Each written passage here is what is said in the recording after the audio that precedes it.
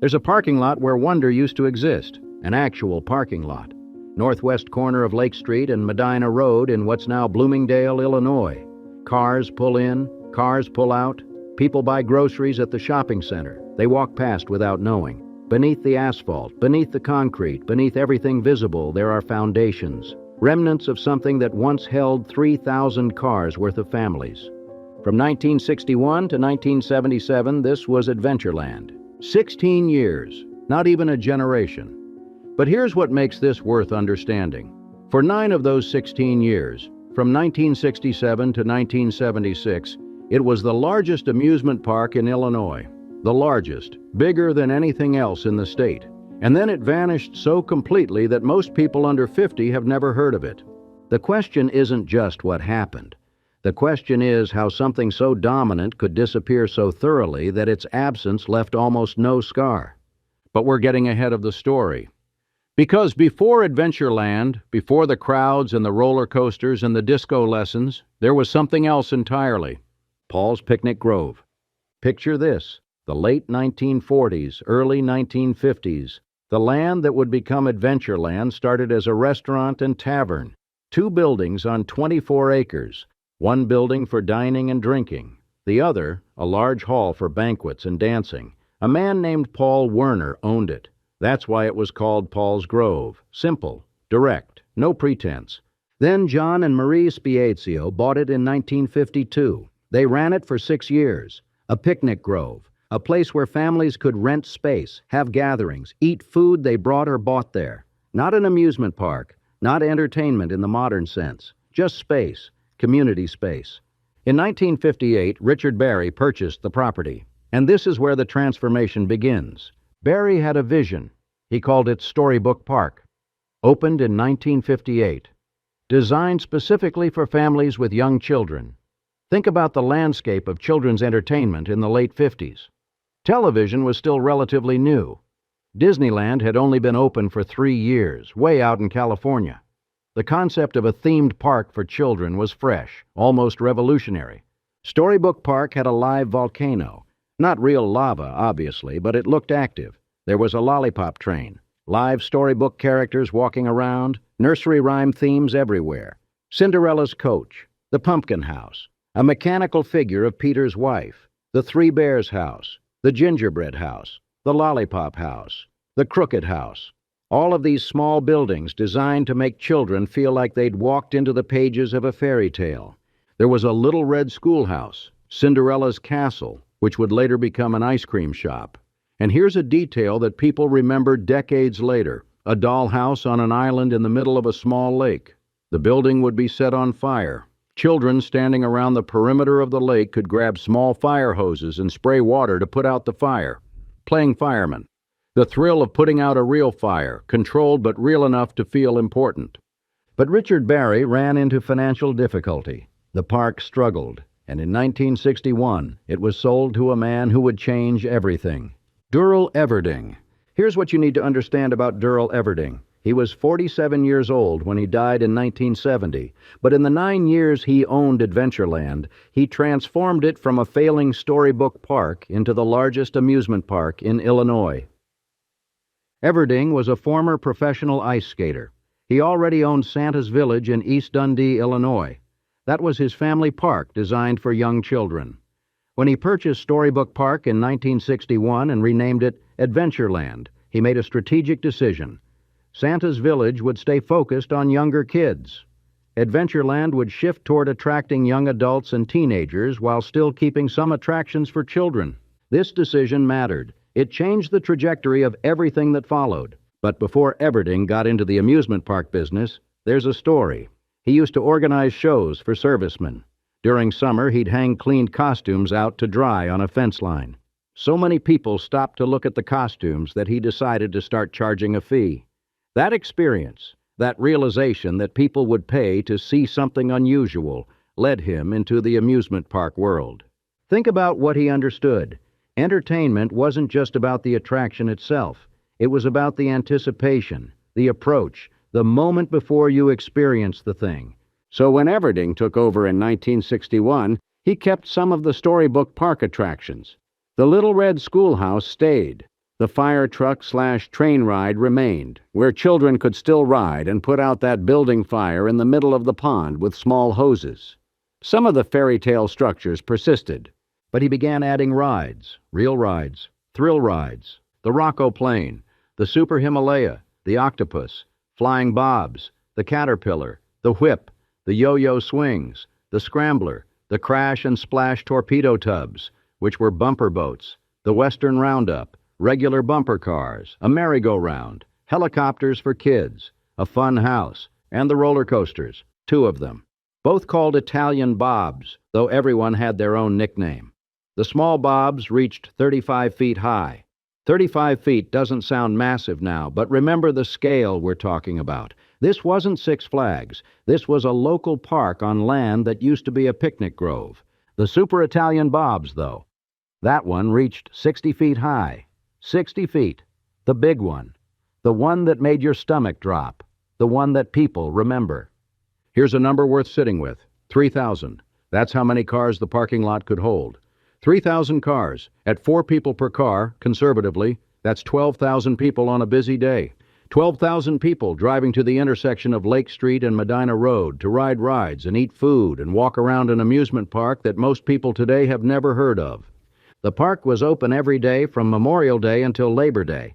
After Labor Day, weekends only. Think about that rhythm. The summer season, Memorial Day weekend, 1976, for example. Families piling into cars, driving down roads that were still undeveloped enough that you'd see farm animals.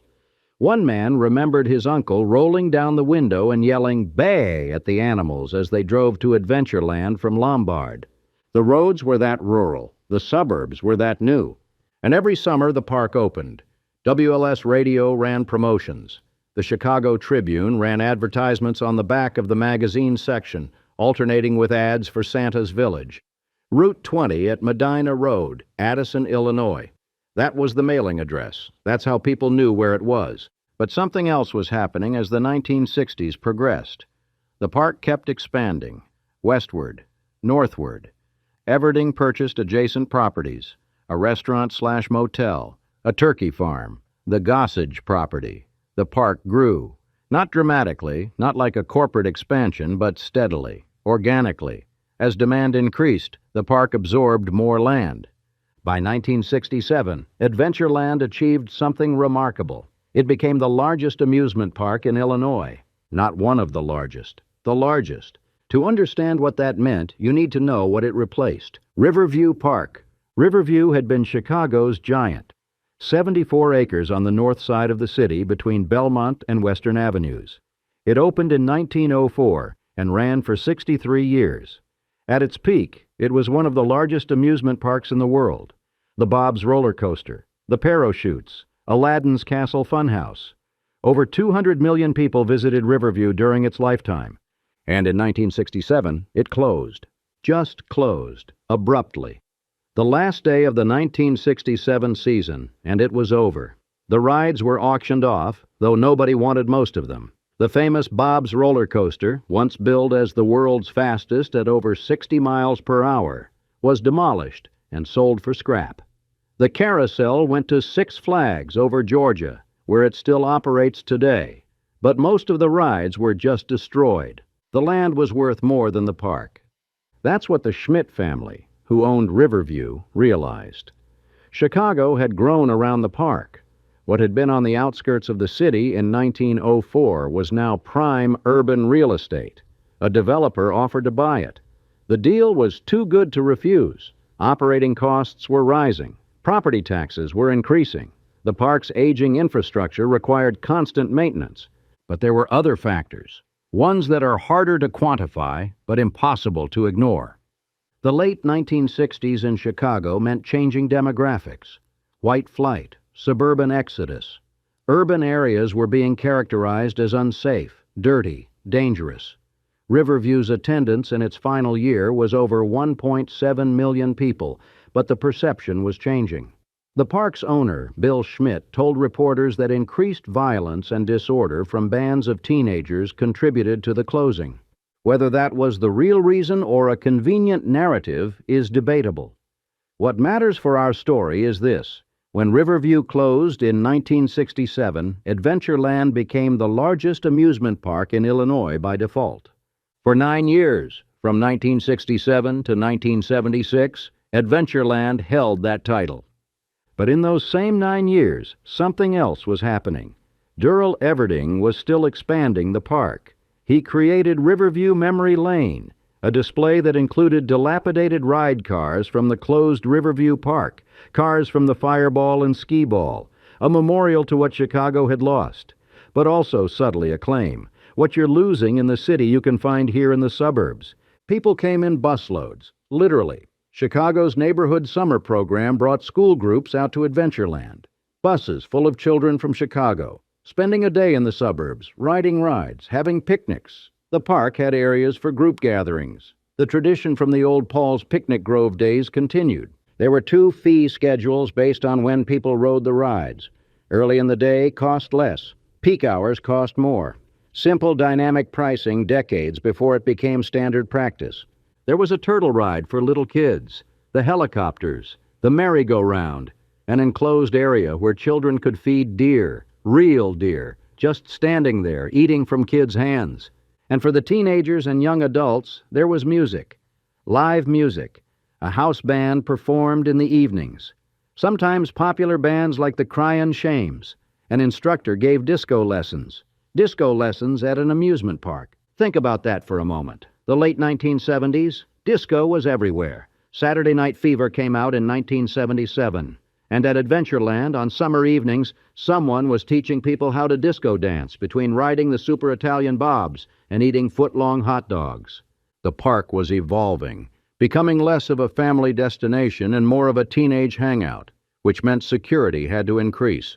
More teenagers meant more potential for problems, more supervision required, more staff dedicated not to running rides but to managing crowds. But something happened in 1970 that changed everything. Durell Everding died, March of 1970, 47 years old. He died at Holy Family Hospital in Des Plaines. The man who transformed Storybook Park into Adventureland, who made it the largest amusement park in Illinois, was gone. His family tried to continue. Step-siblings took over. Paul, Dave, Jim, and a stepsister. They ran the park for 4 years, kept it operating, maintained what Everding had built. But it wasn't the same. The vision, the drive, the understanding of how to balance family entertainment with teenage appeal, that was harder to sustain without the person who created it. In 1974, the park was sold to Medinah investors. Barney Clark was the principal of the group. They kept the park open, kept it running, but by then something else was on the horizon. Something that would make Adventureland's position as the largest amusement park in Illinois irrelevant.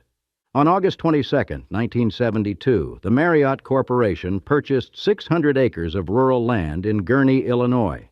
Gurnee was tiny, a village of about 3,300 residents, farmland mostly, but the land had direct access to Interstate 94. It was roughly equidistant from Chicago and Milwaukee, close to Rockford and Madison, perfect for a theme park.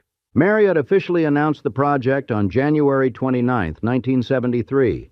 They were building Marriott's Great America, 200 acres east of Interstate 94, opening planned for spring 1976, 1,800 jobs. The groundbreaking ceremony was June 14, 1974. Flag Day, 700 workers, 2 years of construction, $40 million, $40 million in 1976 money. Adjusted for inflation, that's over $220 million today. Marriott's Great America opened on May 29, 1976, the year of America's bicentennial, the country's 200th birthday. Perfect timing, perfect theme. The park was designed with an Americana concept, different themed areas representing different parts of American history and culture. Carousel Plaza, Orleans Place, Hometown Square, County Fair, Yankee Harbor, Yukon Territory. 3 roller coasters at opening: Willard's Whizzer, Turn of the Century, and the Gulf Coaster. The Columbia Carousel, a double-decker that stood 100 feet tall, making it the second tallest carousel in the world. The Sky Whirl, a 110-foot-tall triple Ferris wheel. This wasn't a local park. This was a destination. Corporate-backed, professionally designed by Randall Durell, built to compete nationally. And it was 45 minutes north of Adventureland. 45 minutes. Think about the calculation a family makes. Adventureland is closer, maybe 20 minutes away. But Great America is bigger, newer, more rides, better advertising. It's the talk of the suburbs. Everyone's going. Your kids' friends are going. Where do you go? For 1 year, 1976, Adventureland remained the largest amusement park in Illinois because Marriott's Great America opened in late May and the summer season was already underway. Adventureland had momentum. People still came. School groups still arrived in buses. The disco instructors still taught on summer evenings. But by 1977, the reality was undeniable. Adventureland closed after the 1977 season. 16 years. 1961 to 1977. And it was over. A ride auction company purchased the rides and attractions. Some went to an amusement park in Lagos, Nigeria. An employee named Jim Ziaja traveled to Africa to work at that park. The Super Italian Bobs, the ride that reached 60 feet high, the one people remember most, went to Africa. A few attractions stayed in the area. The old woman who lived in a shoe slide, that structure from the Storybook Park days, ended up at a miniature golf course in Hanover Park. Some reports say it's now at the Green Valley Golf Range. Still there, still visible, a fragment. The pirate/Indian attraction might also still be at that Hanover Park location. Might be. The records are incomplete. Memories differ. But something survived. Everything else was sold, scattered, dismantled, and the land was repurposed. In the years after the closing, the site sat mostly vacant. Then it was developed for flood control infrastructure. The Spring Creek Reservoir, a 17-acre reservoir built on the site of a former gravel quarry, designed to hold over 800 acre-feet of stormwater, critical for protecting the surrounding area and Medinah Country Club from flooding. Depths of up to 55 feet during flood events, 55 feet of water where roller coasters used to stand. Today it's a forest preserve, 90 acres. The Spring Creek Reservoir Forest Preserve, recreational area, vital infrastructure, and almost no one who walks there knows what used to exist. There's a shopping center, a police station, regular suburban development, the kind of landscape that looks like it's been there forever but hasn't. Here's what people remember, the ones who went. They remember driving down undeveloped roads, yelling at farm animals through rolled-down windows.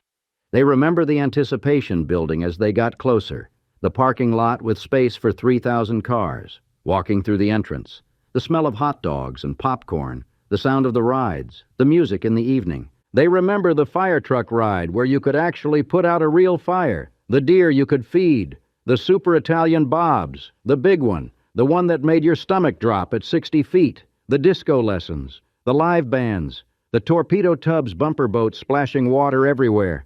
They remember first dates, summer jobs, running into friends, the feeling of being somewhere that felt separate from regular life, even though it was only 20 minutes from home. They remember that it was the largest amusement park in Illinois, that it mattered, that it was theirs. And then it was gone.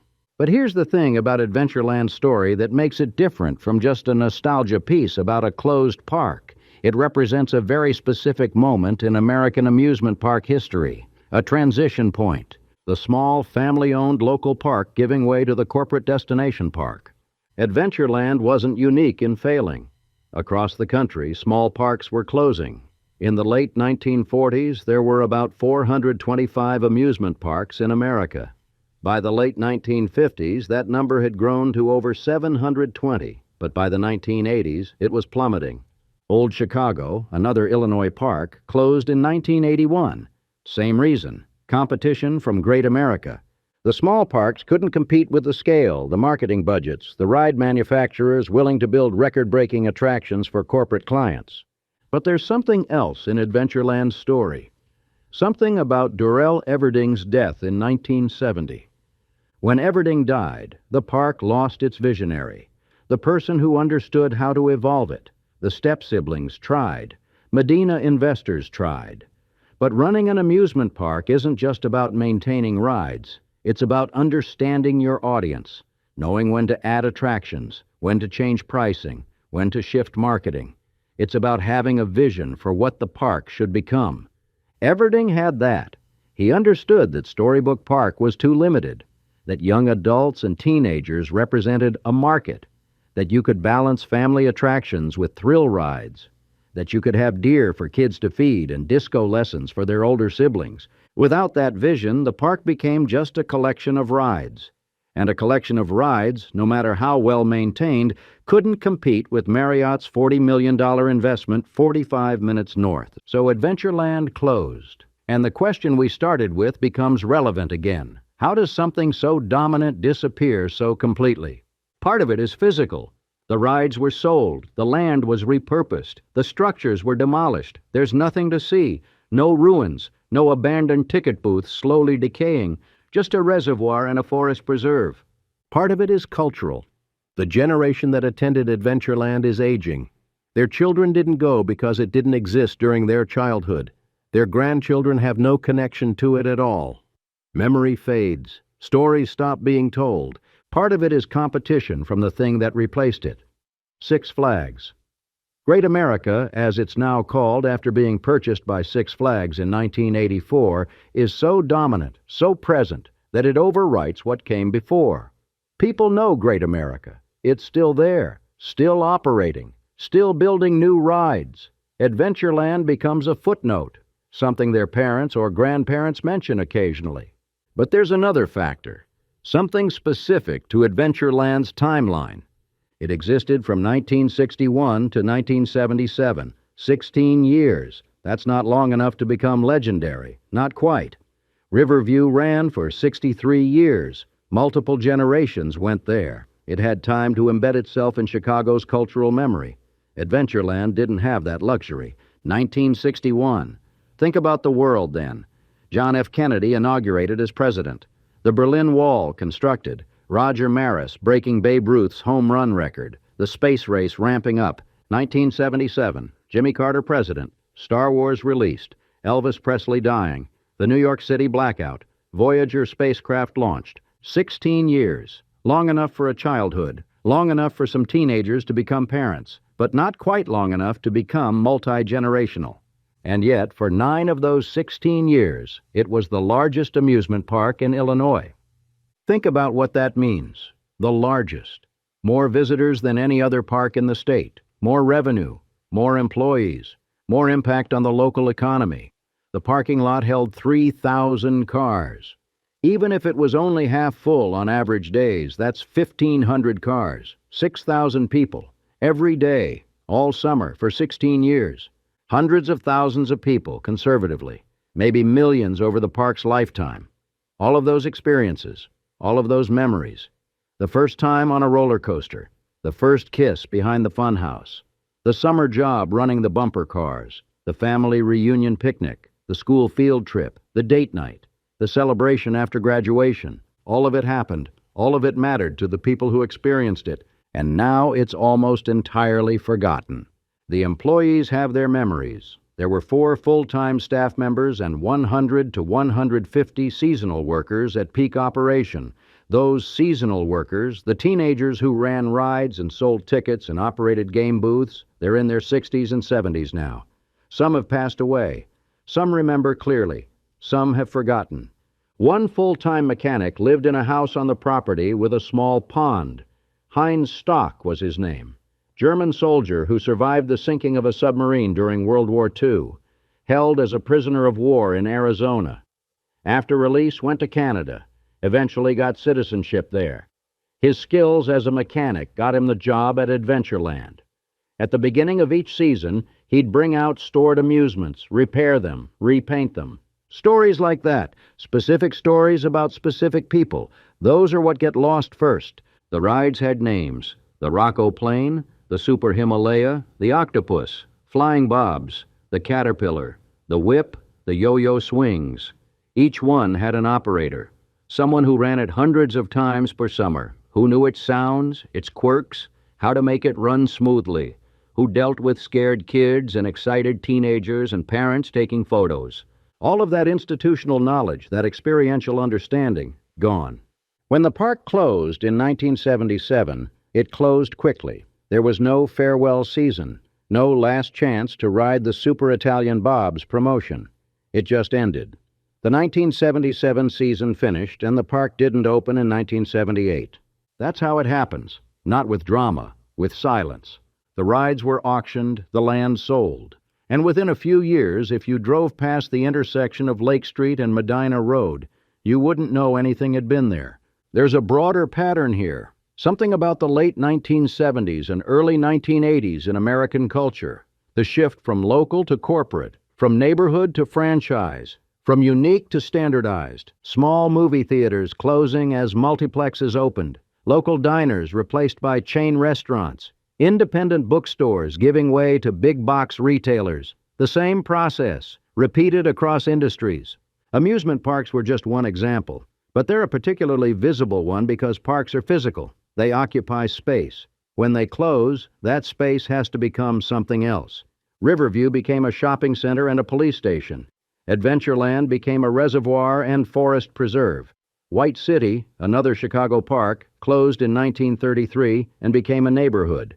Kittyland in Melrose Park closed in 2009 and became a shopping center. The pattern repeats. The land becomes more valuable than the business operating on it. Development pressure increases. Operating costs rise. A newer, bigger competitor opens. Attendance declines. The owners sell. The rides are auctioned or scrapped. Within a few years, it's like the park never existed, except in memory. And memory is unreliable, selective, prone to nostalgia. People who went to Adventureland remember it as bigger than it was, more rides than it actually had, more crowded than the parking lot records suggest. That's natural. Memory exaggerates.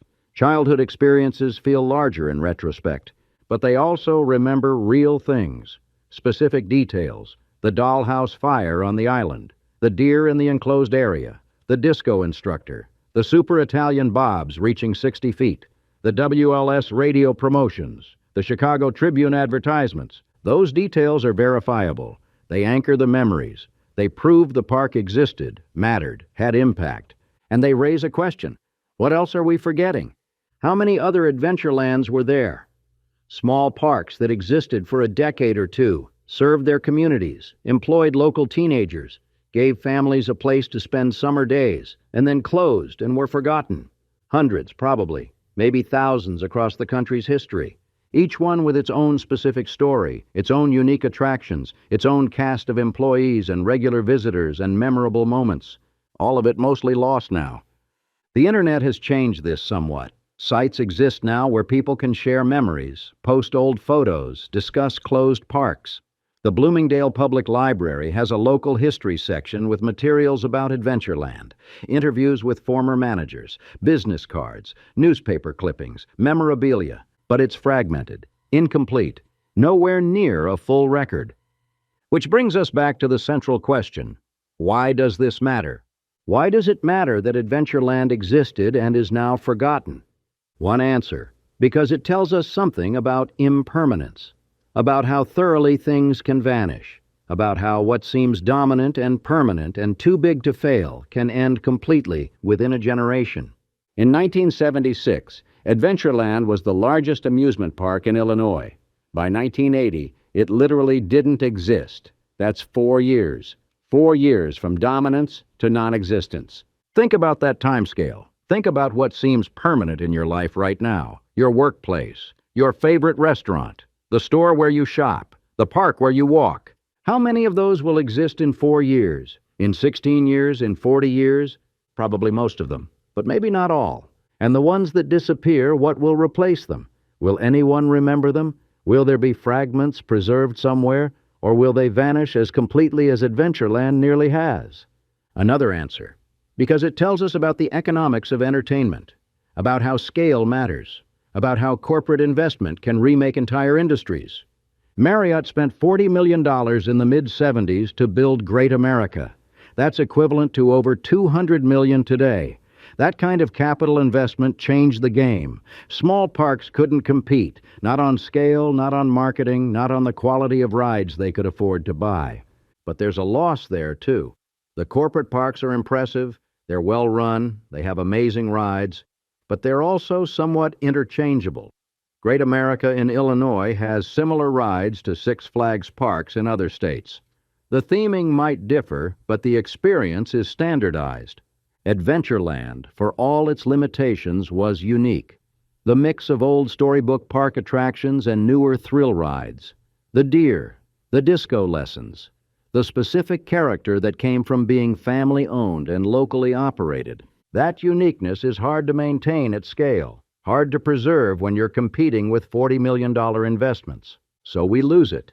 We gain efficiency, scale, impressive engineering. We lose specificity, local character, the weird mix of elements that comes from one person's vision evolving over time. There's a third answer to why this matters. Because these parks were important to the people who experienced them. That sounds obvious, but it's easy to minimize. Easy to say it was just an amusement park, or there are other parks, or people can still go to Great America. But Adventureland mattered specifically. To the kids who fed the deer, to the teenagers who had their first kiss there, to the families who went every summer, to the employees who worked there, to the neighboring community. When it closed, something was lost. Not something essential to survival, not something that made life impossible, but something that made life a little more interesting, a little more fun, a little more connected to other people. That matters. Maybe not in the grand sweep of history, but in the specific individual lives of the people who were there. And there's a fourth answer, one that's harder to articulate. Because understanding what we've lost helps us value what we still have. There are still small parks, family-owned operations, local attractions. They're fewer than they used to be. They struggle financially. They compete with corporate alternatives that have more resources, better marketing, bigger rides. But they exist, and knowing the history of parks like Adventureland, understanding how fragile they are, how easily they can disappear, maybe that helps us appreciate them while they're still around. Maybe we visit them more. Maybe we support them financially. Maybe we tell their stories. Maybe we take photos and save programs and preserve memories in ways that create a more complete record than exists for Adventureland. Or maybe not. Maybe the economics are too overwhelming. Maybe the corporate parks are too dominant. Maybe the small parks will keep closing and being forgotten. But at least we'll know what we're losing. Adventureland closed in 1977. 6 flags. Great America is still operating, still building new rides, still attracting millions of visitors per year. In 2013, it reached 100 million guests overall. 100 million. That's a staggering number. That's more than the entire population of most countries. That's success on a scale that Adventureland could never have achieved. But here's what Great America will never have. The specific memory of feeding deer in an enclosed area while waiting for your turn on a fire truck that actually put out fires. It'll never have the combination of Storybook Park whimsy and teenage thrill rides. It'll never have disco lessons between riding the Super Italian bobs. It'll never have that particular mix of elements that came from Durell Everding's specific vision of what an amusement park could be. Those things are gone. They existed for 16 years. From 1961 to 1977, and now they're mostly forgotten, except they're not completely forgotten, because people still remember. The ones who were there, the ones who worked there, the ones who went as children and later brought their own children before it closed. They remember the parking lot with space for 3,000 cars, the WLS radio promotions, the Tribune advertisements, the live bands, the house performances, the Cryin' Shames playing on a summer evening, the disco instructor demonstrating moves between rides. They remember driving down undeveloped roads past farms, the anticipation building, the entrance, the sounds and smells, the specific feeling of being there. And some of them, decades later, tell those stories to their children or grandchildren. And some of those stories get preserved, recorded, written down, added to local history archives. Not all of them, maybe not even most of them, but enough. Enough that we can piece together a partial picture. Enough that we know Adventureland existed, that it mattered, that for 9 years it was the largest amusement park in Illinois, that it employed hundreds of people, that hundreds of thousands, maybe millions of people visited. Enough that it's not completely lost. The Spring Creek Reservoir sits there now, 17 acres, depths up to 55 feet during flood events, critical infrastructure for flood control, protecting the surrounding area, serving a necessary function. But if you know the history, if you know what used to be there, it's impossible to look at that water and not imagine what's underneath. Not physically underneath. The foundations are probably gone, the concrete broken up and removed during construction, the land reshaped for the reservoir. But metaphorically underneath, the ghost of what existed, the memory of 3,000 parking spaces, the echo of children's laughter, the phantom scream from someone's first ride on the Super Italian Bobs. History always has layers. The land at Lake Street and Medinah Road started as something else before Paul's Picnic Grove. Native Americans lived there for thousands of years before European settlement. Then farms, then a restaurant and tavern, then Storybook Park, then Adventureland. Now a reservoir and forest preserve. Each layer builds on the previous one. Each transformation erases some things and preserves others. The old woman who lived in a shoe structure survived. It's at a miniature golf course in Hanover Park. You can still see it, still touch it, still take a photo. A physical fragment of Storybook Park, preserved by accident or intention into the present day. Most of the rides went to Nigeria. The Super Italian Bobs, the Octopus, the Scrambler, all those attractions that defined Adventureland in its later years. They went to Africa, to Lagos, to a park there. Did they operate? For how long? Are they still there? Or were they sold again, moved again, eventually scrapped? The records don't say. The trail goes cold, but somewhere maybe a piece of Adventureland still exists, still operates, still gives people joy. That's the optimistic version, the version where nothing is truly lost, just transformed and relocated. The realistic version is that most of it was scrapped, sold for metal, melted down, recycled into something else entirely. No longer rides, no longer recognizable, just raw material. Both versions are probably partially true. Some pieces survived, some didn't. Some are still out there somewhere, some are gone forever. What we know for certain, Adventureland existed from 1961 to 1977, 16 years. It was the largest amusement park in Illinois from 1967 to 1976, 9 years. It had parking for 3,000 cars, rides including the Super Italian Bobs reaching 60 feet high, attractions inherited from Storybook Park including deer to feed, and a fire truck ride where kids could put out real fires. It had WLS radio promotions, Chicago Tribune advertisements, live music in the evenings, disco lessons, school groups arriving in buses from Chicago, families driving from surrounding suburbs, teenagers treating it as a hangout, children experiencing their first roller coaster. And then it closed, and the land became other things, and most people forgot. But not everyone, not completely. The memories persist. Fragmented, partial, sometimes exaggerated by nostalgia, but real. Real enough that you can still find people who remember, who can describe specific rides, who can tell you about working there or visiting there or experiencing something important there. Real enough that local history archives preserve some records.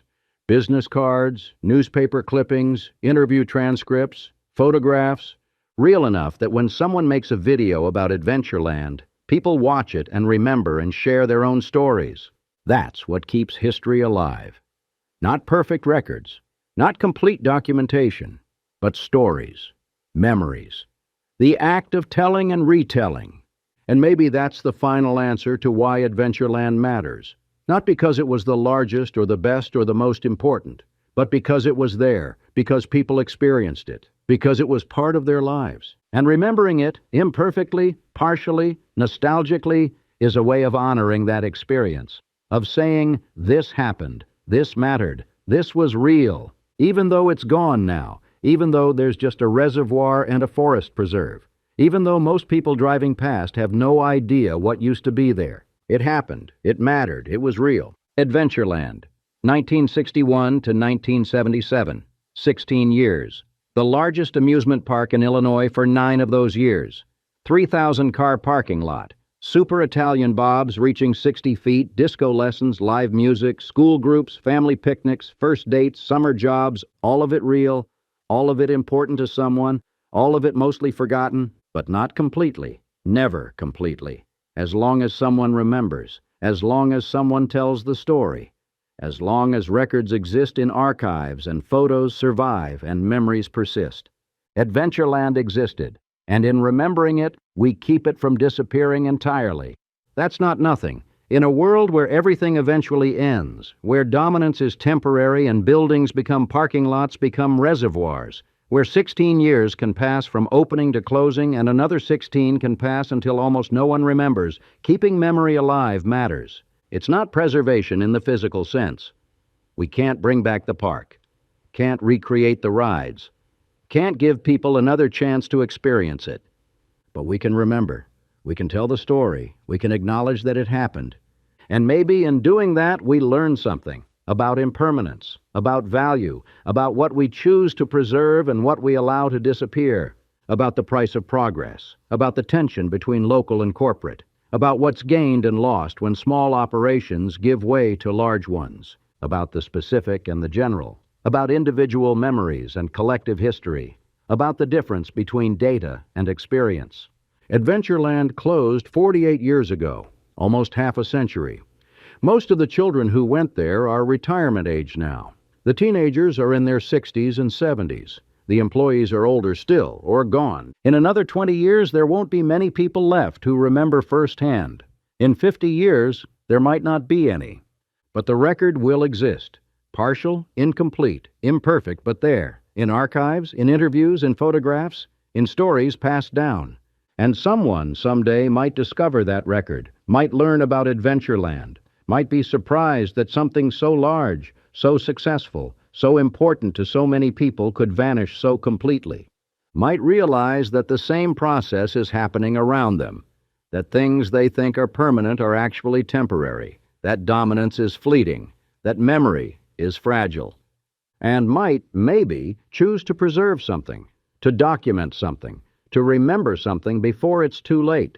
That would be worth it. That would justify the effort of telling this story, of researching the history, of piecing together the fragments, because Adventureland isn't unique, it's representative of a pattern, of a process, of something that happens over and over, and understanding that pattern, recognizing that process, maybe that helps us make better choices about what we preserve, about what we document, about how we remember. Or maybe it doesn't. Maybe the economics are too powerful, the forces too strong, the trend toward consolidation and corporatization and standardization too overwhelming. But at least we'll know. At least we'll understand what we're losing. At least the disappearance won't be complete. Adventureland existed. From 1961 to 1977, at the intersection of Lake Street and Medinah Road, where a reservoir sits now, where a forest preserve provides recreation and flood control. It was the largest amusement park in Illinois for 9 years. It employed hundreds of people. It entertained hundreds of thousands, maybe millions. It mattered. And then it was gone. But not forgotten. Not completely. Not as long as someone remembers. Not as long as the story gets told. This is that story. Partial, incomplete, based on fragmentary records and fading memories, but real. Adventureland was real, and in remembering it, we keep a small part of it alive. That's all history is, really. Memory fighting against forgetting, documentation resisting erasure, story opposing silence. Sometimes memory wins, sometimes it loses, sometimes it achieves a draw, preserving just enough that the thing isn't completely lost. With Adventureland, we're somewhere in that middle ground, not fully preserved, not completely forgotten, somewhere between memory and oblivion. And that, maybe, is the most honest place to end.